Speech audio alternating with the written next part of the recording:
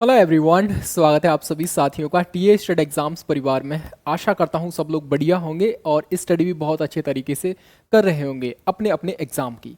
दोस्तों, ये जो सेशन है आपका आज के लिए मुश्किल से मुश्किल 4 या 5 या 6 मिनट का रहेगा, जिसमें आपके कुछ डाउट्स थे डॉक्यूमेंट्स को लेकर।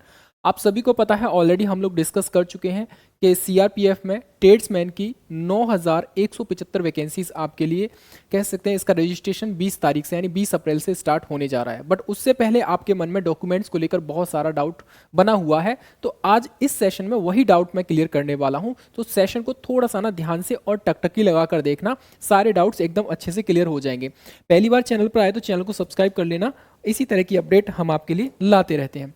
अब देखो यहाँ पर क्या है, 9175 वैकेंसी आपके लिए है और 20 अप्रैल से आपका रजिस्ट्रेशन स्टार्ट हो रहा है। ठीक है, पहला पॉइंट, फॉर्म भरने से पहले आपको ये डॉक्यूमेंट्स आपके पास होने चाहिए। कौन कौन से डॉक्यूमेंट्स होने चाहिए मैं आपको बता देता हूँ। यानी फॉर्म भरने से पहले आपके पास क्या क्या इन्फॉर्मेशन होनी चाहिए।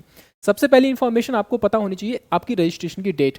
यहाँ पर रहेगी 20 अप्रैल से आपके रजिस्ट्रेशन स्टार्ट हो रहे हैं और आपका मई 19 तक आपके रजिस्ट्रेशन चलेंगे। ऑलमोस्ट 1 महीने आपका रजिस्ट्रेशन चलने वाला है, तो डेट को जरूर याद रखना है।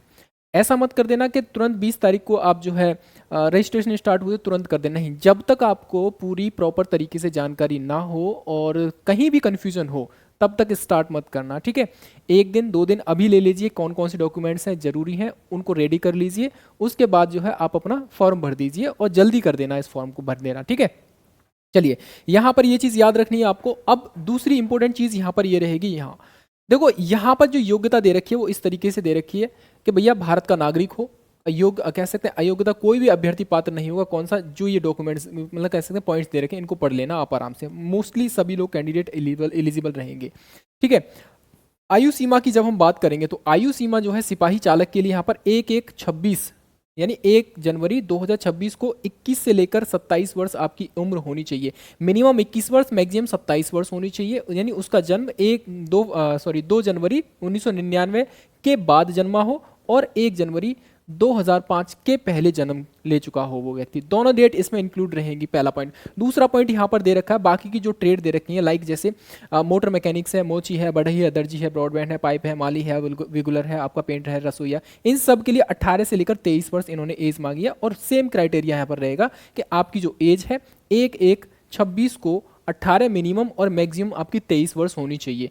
ठीक है, चलो ये तो आपको पता होगा। यहाँ पर बाकी SC ST इनके लिए छूट रहती है। SC के लिए आपकी 5 साल की छूट है, ST के लिए 5 साल की, और OBC के लिए आपकी 3 साल की छूट रहती है। बाकी इसी तरीके से भूतपूर्व सैनिक वगैरह दे रखे हैं। अब सबसे बड़ा डाउट आपका ये इस तरीके से आ रहा है कि भैया हमारे पास जो डॉक्यूमेंट्स हैं वो कब डेट तक के होने चाहिए। रजिस्ट्रेशन की लास्ट डेट तक के होने चाहिए या फिर जहां पर दे रखा है आपका 1/1/2026। आपको मेरे भाई मैं एक चीज़ क्लियर कर देता हूं, यहाँ पर जितने भी आपके पास डॉक्यूमेंट्स हैं, ठीक है, डॉक्यूमेंट्स हैं वो सब के सब 1/1/2026 तक होने चाहिए, यानी रेडी होनी चाहिए आपके यहाँ पर। तो ये चीज़ ज़रूर याद रखना, 1/1/2026 तक के सारे डॉक्यूमेंट्स आपके पास होने चाहिए।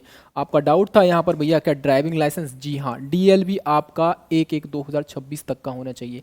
आपका हाई स्कूल है, इंटर है ना, या और ट्रेड टेस्ट जो भी रहेगा, आपका ट्रेडर का सर्टिफिकेट रहेगा, सॉरी डॉक्यूमेंट्स रहेगा, या फिर आपका DL रहेगा, तो सब के सब 1/1/2026 तक के होने चाहिए यहाँ पर। अब यहाँ पर एक चीज और मेंशन की गई है इसमें, देखो भाई ध्यान से देखना थोड़ा।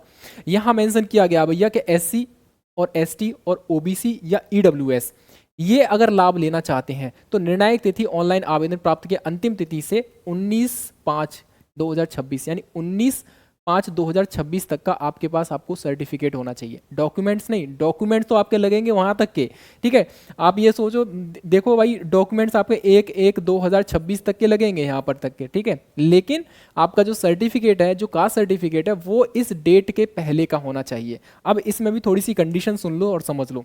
स्पेशली बात करेंगे जो SC और कह सकते हैं SC और ST वाले कैंडिडेट हैं, SC और ST वाले कैंडिडेट हैं, उनका फाइनेंशियल ईयर 1 साल का 2 साल का है, यानी 2024 के बाद का है, तो चल जाएगा आराम से, कोई दिक्कत नहीं आने वाली। और याद रखना सेंटर की भर्ती है तो सेंटर का आपके पास होना चाहिए, यानी सेंट्रल गवर्नमेंट का आपके पास होना चाहिए, यानी इंग्लिश वाला होना चाहिए जिस पर लिखा रहता है गवर्नमेंट ऑफ इंडिया लिखा रहता है, सीधा सीधा सिंपल भाषा में। ठीक है, अब देखो यहाँ पर एक पॉइंट क्लियर। दूसरा पॉइंट और इससे भी ज़्यादा इंपॉर्टेंट पॉइंट जिसमें आप सभी का डाउट था, OBC हो या EWS हो। ठीक है, हालांकि ओबीसी के बारे में क्लियरली मेंशन नहीं किया गया है यहाँ पर, लेकिन फिर भी मैं बोल रहा हूँ आपके पास जितना नवीनतम आपके पास सर्टिफिकेट होगा, कास्ट सर्टिफिकेट, उतना ज़्यादा बेहतर रहेगा। तो एक दोनों को मैं इसी में इंक्लूड किया है। आपका फाइनेंशियल ईयर याद रखना, फाइनेंशियल ईयर जो चल रहा है ना उसका होना चाहिए, ठीक है, लेटेस्ट वाला होना चाहिए आपका फाइनेंशियल ईयर। तो बनवा लीजिए आपका कास्ट सर्टिफिकेट अगर आपको बेनिफिट लेना है तो। इस फाइनेंशियल ईयर का अगर आपके पास नहीं है तो डेफिनेटली आपको जनरल में काउंट किया जाएगा, और जनरल के क्राइटेरिया को आप फुलफिल नहीं कर पाएंगे तो ऐसी सिचुएशन में आपको आउट भी किया जा सकता है। तो रिस्क बिल्कुल मत लेना, जितना जल्दी हो सके अपने डॉक्यूमेंट्स को बनवा लो, यानी कास्ट सर्टिफिकेट को बनवा लो। हफ्ता 10 दिन में बन जाता है भाई मेरे, ठीक है। आज क्या तारीख है आपका, आई थिंक आज 13 तारीख है, तो यानी 13 अप्रैल है। 20 तारीख आप देखोगे वहाँ पर कह सकते हैं रजिस्ट्रेशन स्टार्ट हो रहा है, और 19 आपका मई तक आपका रजिस्ट्रेशन चलेगा। तो ऑलमोस्ट देखा जाए तो आपके पास कितना, लगभग 38 से लेकर 40 दिन का समय बचा है, आराम से बन जाएगा। बनवा लो अभी जितना जल्दी हो सके, हफ्ते 10 दिन में बनवा लो और अपना फॉर्म फिल कर देना उसको बनवाने के बाद, ठीक है। तो ये आप दोनों के लिए, ओबीसी और ईडब्ल्यूएस के लिए। इनका चल जाएगा, एससी एसटी का थोड़ा सा चल जाएगा, 2024 तक का चल सकता है, 24 के बाद का चल जाएगा, नहीं पहले का हो तो थोड़ा दिक्कत आ जाती है, ठीक है।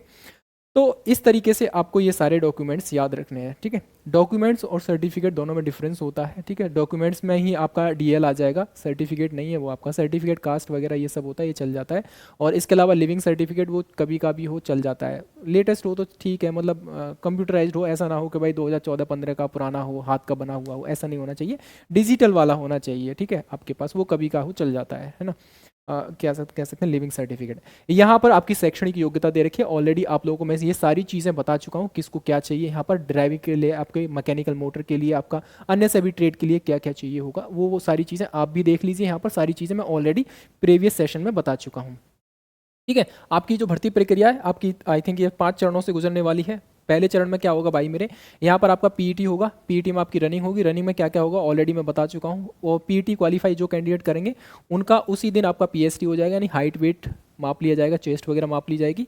और उसके अलावा फिर आपका दूसरे नंबर पर होगा सीबीटी मोड का एग्जामिनेशन होगा। जो कैंडिडेट सीबीटी क्वालिफाई करेंगे, ऑलमोस्ट 20 गुना कैंडिडेट को ये लोग ट्रेड टेस्ट के लिए बुलाएंगे। यहाँ पर तीसरा रहेगा आपका, यहाँ पर स्किल टेस्ट रहेगा। स्किल के बाद फिर आपका डीबी एंड डीएमई हो जाएगा, ठीक है। तो ये चरणों से आपकी भर्ती प्रक्रिया गुजरने वाली है। इसके अलावा कोई भी डाउट बचता है आपका एलिजिबिलिटी क्राइटेरिया से रिलेटेड, डॉक्यूमेंट से रिलेटेड कुछ भी बचता है तो डेफिनेटली आप उसको कमेंट सेक्शन में मेंशन कीजिए, हम लोग रिप्लाई कर देंगे ज़रूर, ठीक है। Thank you very much. Channel पर पहली बार आए तो सब्सक्राइब जरूर कर लेना। Thank you.